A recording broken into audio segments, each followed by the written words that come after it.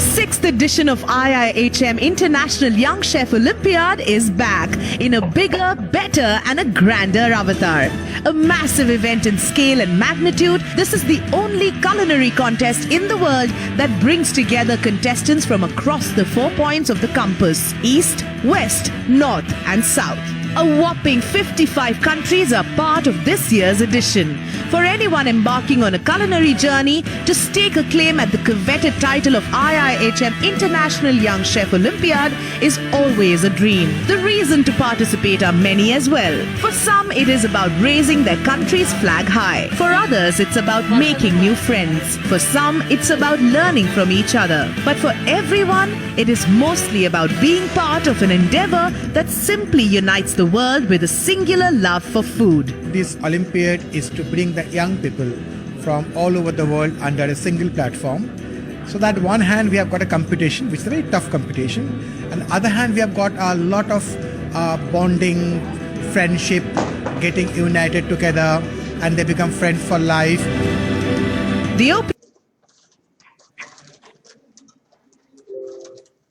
All right, so ladies and gentlemen, we are back at the Young Chef Olympiad 2022 and talking about the competition itself. We are at the moment on the fourth day of the competition. We've finished the initial 2 rounds of the competition, which was the skills test and the vegetarian main course and the dessert preparation. As we speak, the teams are getting ready for the final league or the final leg of the competition, where we have a plate trophy as well as the final round. So the teams that have been shortlisted for the final round are Nepal, Iran, New Zealand, England, Iceland, Italy, Greece, Singapore, Bulgaria, and Switzerland. So these are the countries who are going to be crossing their knives, fighting against each other for the most awaited title of 2022, the Young Chef Olympiad. Taking our guest speaker session ahead, we have yet another chef who is from Italy, who is going to be joining us today. Now, we've all heard of Sula Vineyards, which is in India, Nasik, the wine capital of India. So we have Chef Andrea, who's joining us from Nasik, who's going to be talking about how to use wine as an ingredient in cooking. Just to give you a quick background about Chef Andrea, he's been working in India since 2002. Chef Andrea has been part of many hospitality startups and consultancies, including the well-known restaurants like Al Fresco in Juhu, Mumbai, Little Italy, Tito's, Out of the Blue, Sirocco in Goa, La Dolce Vita, and Casanova in Pune. In 2004, Chef Andrea also had his own company where he, in fact, produced and sourced many Italian authentic ingredients. Later, he witnessed the wine scene, which was catching up in India. People were getting more and more aware about wines drinking in India. So he started working with Chateau Indulge in Mumbai, and then also was part of the first sales that were done for Sula and Growers Champagne in Goa. Since last year, Chef Andrea has been with Team Sula in Nasik, then trying to improve the international menu, which is offered at the winery. Being a chef, Chef Andrea has always been very particular about the ingredients that get used in the cooking. So one of them is wine, and I'm sure he has a lot to share about how wine can be better used as an ingredient. He's also got a number of dishes which he's going to be talking about and how to use wine in these dishes. So it's my immense pleasure to welcome Chef Andrea, and I'll request the AVT to please put the spotlight on Chef Andrea Misseri. And over to you, Chef, for your share of knowledge that you're going to be sharing with all the young chefs here at the Olympiad. Hello. Hi. Hello. Yes, Chef, we can hear you.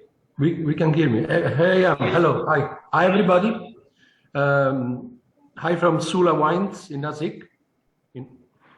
And I'm happy to join your international competition since a very frizzy. I mean, there's a lot of these new generations, and I like that this is happening in India, which you are guessing so many students and young chefs from all around the world.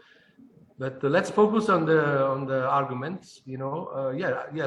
It's almost now 2 years that I'm coming to Sula. We have to stop our operation due to COVID. And from October, November, I started a new consultancy operation. But my first impression being here with all these wines was to highlight the utilize of the wines in the food. In Italy, I had experience working for one of the largest wine cellar restaurants of Rome, which is called Santo Vino, Holy Wine.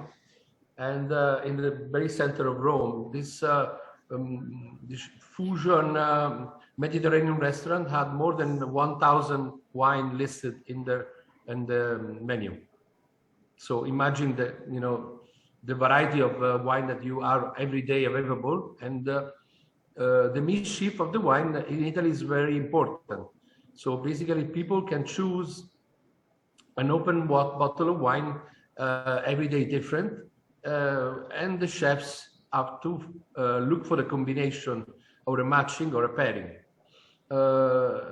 These pairings for me is a sort of instinct feeling.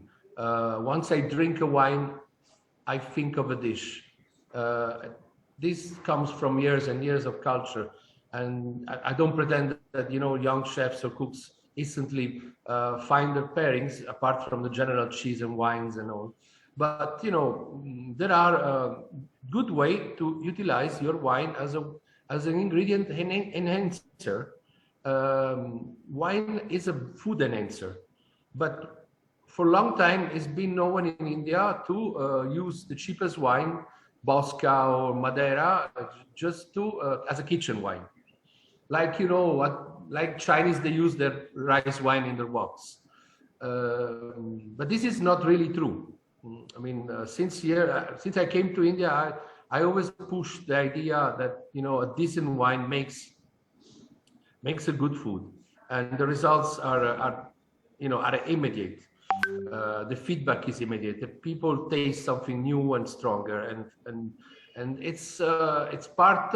Wine is like part of our Italian spice in the sense, if you want to take it in the Indian sense of palate.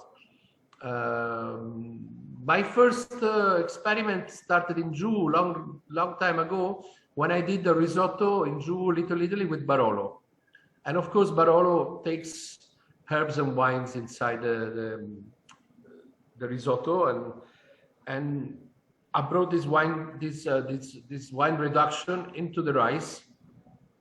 Had some guests to request the dish of the day, and the result was fantastic. People were really appreciated, and that was real Barolo. I mean, we charged, of course, but at that time, there was less Indian wines, and people were ready to take any price to have a good glass. Today, the scene has changed a lot, and companies like Sula or like Groovers and all minor companies are increasing the quality of their wine. The technology is increasing. There is a lot of new technology behind the aging of wine. There is a care of instructing the agriculture, the farmers, to where to spray, where to not spray, what to keep organic, and when to harvest, and how to treat mostly the plants. So this leads in a lot of increasing quality. And latest, the lockdown has stopped a lot of tourism, and hotel had less foreigners and less foreign wine sales.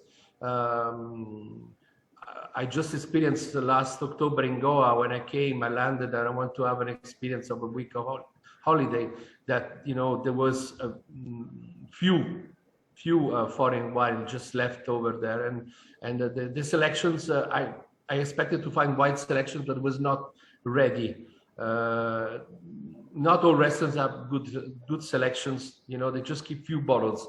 In this, I felt that the market there should be improved, because it's a location that can be perfect for experimenting foods. But the climate of Nasik, it's the perfect climate to drink wine, because it's more dry and you enjoy a good glass, much better than the tropical moist of Goa. In these days, I've been doing concentrate on different aspects of utilizing good wine for my dishes. And I want to start with one classic dish that you all know, a risotto. I mean, normally risotto is Italian arborio cannaroli rice, roasted with butter and onions, roasted onions. And we call searing the rice, you know, we roast the rice and then for better starch to come out later and don't just overcook. So basically I start to use sula brut, any brut, but in this case, the one I had here was sula brut wine as the classic champagne risotto that we used to do in the 80s. So I said, why not? You know, I mean, we have a good wine. This frizziness gives the froth of the wine gives the risotto an excellent result in texture. And this is very important. Risotto is a dish which is all about texture. It is not what you in India call a khichdi.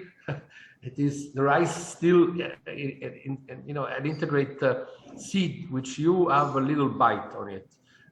People tend to overcook or Italian ingredients. I give the chance to the guest to decide. So my aim is to inform the guest one by one, educated, like, hey, we do it original way. If you want to have overcooked rice, we're gonna have it, but think about it's not gonna be the same. And you are spending money to achieve some different texture and flavor altogether. So apart from this detail, a white risotto, of course, needs an ingredient which push the flavor. And I'm very happy with the Indian new cheeses that are coming up, which is another section. I mean, for Italians, you know, we have to understand, for us, it's very important, their product, as is for Indian, the spices. For Italian food, it's all about quality of products and assembling properly these products to achieve a good dish. So what for you is just a regular tomato, for us, we have 100 different tomatoes. So we choose each tomato for each dish. Of course, now in India is coming up, you know, the culture of cherry tomatoes, of some larger stick tomatoes in few farmers, but I believe this should be more. I mean, increasing the variety of the products. In Nasik now we are proud to produce a lot of organic vegetables, and zucchini is not more a mystery around the town. So, I mean, year by year, I see a wide change of new products. And, you know, the soil in India is fantastic. It can grow really, I'm surprisingly happy that all Italian salads are here are growing super good. And broccoli, black cabbage, a lot of local Italian vegetables come out very decent here. And so it is also improved to combine with new fusion ingredients and new fusion dishes. The risotto, the champagne, let's call it champagne risotto, comes with smoked provola cheese, and it's cooked with veg stock and finalized with cold butter, which is very important to give creaminess, and Parmesan cheese grated as powder. There's a lot of mistakes within Parmesan and Grana cheese, which is usually grated like as flakes or long sticks like salad. But, you know, I insist that, you know, if you want to have a good result in pastas and risotto, grating of Grana Padano is important to be very, very fine, like a dust. This is a typical mistake I see in every kitchen. And then risotto, it's finalized with butter and Parmesan and black pepper, and the creaminess is there. You can add a touch of a little touch extra of the brut to give a finishing. Just that little bitter taste that, you know, as a background from the wine. And my toppings is usually strawberries and black pepper and some balsamic. This dish is a evoluted fusion way of the old school Italian champagne or brut risotto. But in risottos here, we are doing a big job, creating like what is your pulao into a risotto. We're using Kashmiri chilies, crushed on top, like we have in Italy with pepperoni cruschi from South Italy. I mean, everything I see is similar to my country food. I utilize in a fusion way. So saffron is very common in Italy and is very used in India. So why not a saffron risotto with peas and mushroom for non-veg chicken, and finalize with parmesan and crushed Kashmiri chili. So this is a very happening dish around here. Truffle is a trend, but not for everyone, which we use. But number one, you can change flavors of risottos, changing your wine. Suppose you're doing a risotto with fish, you can insist on dry wines and rosés. Even martini, Italian martini is a perfect because it's a concentrate wine more or less, and has a little spicy, pungent flavor, which is perfect for a risotto. So all this, you can declare the ingredient. I mean, finally, you don't have to be shy. There is a cost behind, but people are willing to take. And once you use a glass or two of wine within a kilo of rice, which serves to 10 people, and these 10 people is 30 people in India which share a portion of risotto, it is not a drama of using good quality wine. In the dessert, I want to talk to you about syruping some wines. I had really great result with the sweet Indian wines. For example, the late harvest Chenin Blanc and the sparkling Shiraz. These two wines, being sweet wines, inspired me to create some reduction, which I use into ice creams. And the result was very good as well. And we paired the Shiraz wine with pepper and strawberries. We have paired the late harvest wine with dry raisins, which are famous here in Nasik, and some granola just to give crunchiness. I mean, simple things which are add-ons and gives a really twisted difference to a regular ice cream that you find everywhere. These dishes are doing very good, and I utilize wine to make even chicken quesadillas, for example. Normally quesadillas in chicken in Mexico are made with marinating chicken in beer and spices. Instead of beer, I use the sweet wine, like a late harvest, to give a richness of flavor. So the shredded chicken goes in the quesadilla with already some twisted and upgrade flavor than the regular. Number one item in vegetarian cuisine that takes really well the flavor of wine, and I recommend to use always Chardonnay or a Viognier or some other dry white wines. Now we have also Grillo around Nasik district, which is an Italian grape. It's the mushrooms. Mushrooms take the flavor of wine and enhance their flavors. There is nothing better than toast your mushroom quickly with a sip of wine. So again, if you put cheap wine on your good dish, your dish become less tasty, and you can ruin all the flavor that you are trying to build up. If the wine is too acidity or the wine is too oxidized, your result won't be the same. At this point, it's better to don't use wine or vinegar at least. Another dish which I want to talk is the non-veg mutton. Mutton, it's close to lamb. Of course, it's a more hard meat than lamb. In this area, it is a dry area, so it's quite good. And I created, looking at Indian curries, I want to create my own rich version of a sort of wine curry. So we marinate the mutton legs 24 hours with the Shiraz wine. In this case, this dish is coming from Raza, so we use the Raza Shiraz wine, which is more strong than the others. And I mean, every pot we do, it's about 3 or 4 bottles of wine. but distributed in many portions of muttons, it is not that bad as a food cost. And how we do this? We use all of your Indian spice that you use for biryani, except for elaichi, which doesn't exist as a spice in Italy. We can't take that with wine. It's more for dessert, in my point of view.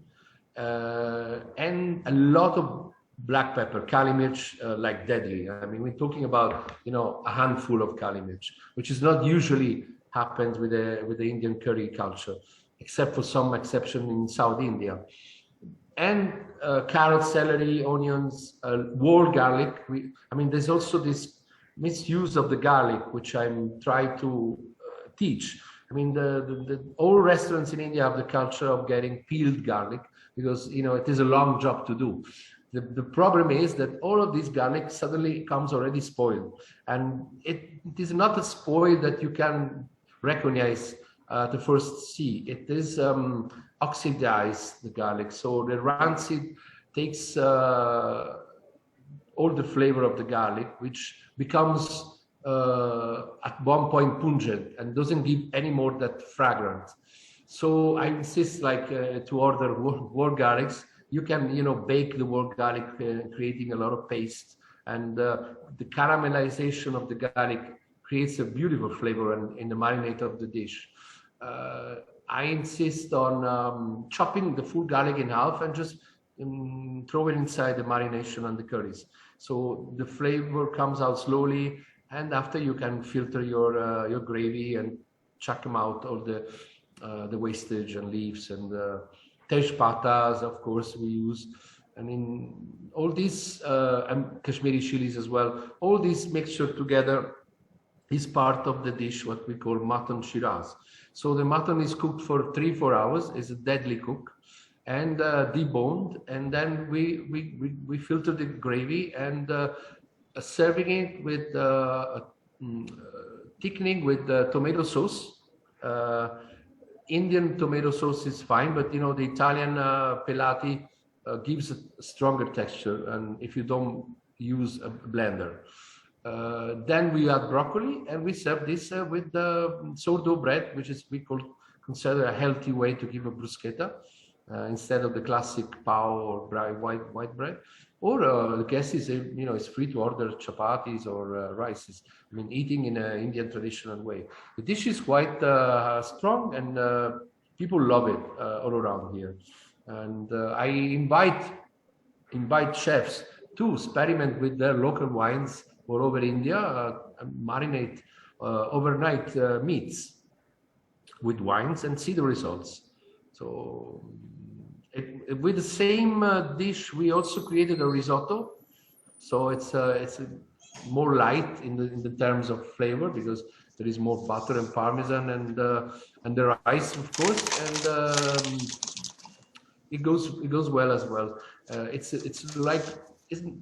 a risotto which in Italy wouldn't happen. It's a fusion risotto. We call it fusion, Italo-Indian fusion dish. I don't pretend to come all over from my country and install an absolute regime of faraway food, which doesn't make sense here. I mean, we try to use local ingredients, matching my culture and the local culture. So this is the new trend and my new food goal. Talking about bolognese, for example, which is a typical Italian, we also produce bolognese sauce for pastas. And in that case, we selected Cabernet Sauvignon wine. You can't make a bolognese with cheap wine. I mean, you will ruin all the dish. And basically, bolognese, being non-beef also here, and chicken and lamb or mutton, has to be enhanced. So I also drop inside some mushroom, some saffron, some herbs. And we cook with, of course, with this dish with Italian pelati to achieve that texture. But the flavor in all with the Indian wine comes very rich, very smooth, silky, I can say. Other dish which I'm doing now. Just look at the list. Okay, of course, never to forget French food. The fondue. Fondue matches a lot with wines, and it's an item where you can create a lot of other dish. We serve fondue in the resort, and I like this fondue with Riesling wine. So the flavor came out fantastic. I mean, even French people coming from Delhi were appreciating the combinations of cheese. We used the foreign and Indian cheese together, and a good splash of, let's say, a 200 ml of Riesling wine after simmering and taking off the alcohol gives the right flavor to this dish. We serve this with bread croutons and vegetable skewers.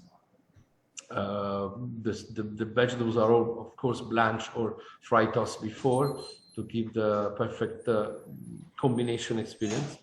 And but I invite chefs in India. You can try your green chili fondue. You can do a madras curry fondue. You can do truffle fondue. I mean, there's a lot of versions. You can play around and create new flavors. I mean, I know cheddar cheese and Gouda, all these cheeses are quite available all over the country. So it is a nice way to play with food while you sip a glass of wine. Another dish. So I would like to come in here, Chef, and just quickly talk about what we've been already discussing so far. So also conscious of the time that we have today, since Yes. we also have another guest speaker who's already in the meeting. Yes. So Chef, first of all, please accept my gratitude in terms of the knowledge that you have shared so far about using wine as an ingredient. So you spoke about the basic and the most loved dishes, risotto, and how wine could be a very instrumental ingredient in terms of cooking it. And then we also spoke about food items like macaroons and It's also part of the marketing. You can misshape the risotto with your monthly wine. Right. So great insights about the knowledge that you've shared regarding using wines. And we at IIHM, we are so glad that an Italian chef who is actually using Indian wines in the cooking. So I'm sure Sula Vineyards must be praising you lots in terms of how wine can be better, how customers can be better aware about wines in terms of using that as an ingredient. And like you just said, sipping on a glass of wine while you're enjoying that food which was used, where wine was used for cooking. So Exactly. Thank you very much, Chef, for sharing all that knowledge that you've had. It was a pleasure having you, talking to you. We will move on with our guest speakers now. And a quick goodbye to all of them, all the chefs, for Young Chef Olympiad from you. Hello? Can you hear us, Chef? Yes.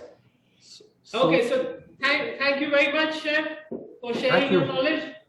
Bye-bye. And we hope to see you soon in one of our campuses here in Pune. Thank you. Sure. Thank you very much. So, ladies and gentlemen, that was Young Chef Olympiad, Chef Andrea, who is sharing his knowledge about using wine as an ingredient. Stay tuned for more such sessions. We will come back after a short break and then continue with our sessions for Young Chef Olympiad 2022. Thank you very much. See you soon. Bye-bye. Bye-bye.